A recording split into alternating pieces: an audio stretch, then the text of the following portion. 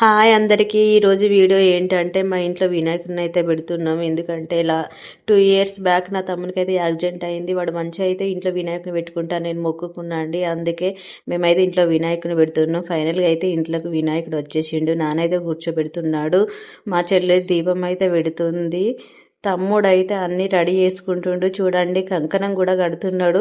వాడి సైగలు ఏంటి అని అంటే, అయ్యగారు దొరకడం చాలా కష్టం అండి వినాయకుని రోజు. అందుకోసమే మేమైతే ఫోన్లో వీడియో పెట్టుకొని మరీ పూజ అయితే చేస్తున్నాం.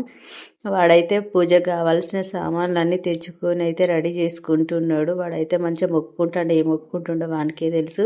నాన్నకు కంకణం కట్టాము, అది టైట్ అయిందని తనైతే గొరుకుతున్నాడు. నేనైతే మంచిగా శ్రద్ధగా మొక్కుతున్నానండి. ఆ రోజు రెడీ అయిదామంటే నాకు టైం లేకుండే, నేను అందుకే కొంచెం లేటుగా వచ్చినాను. అందుకే నేను మంచిగా సారీ కట్టుకోలేకపోయినాను, డ్రెస్ మీద ఉన్నాను.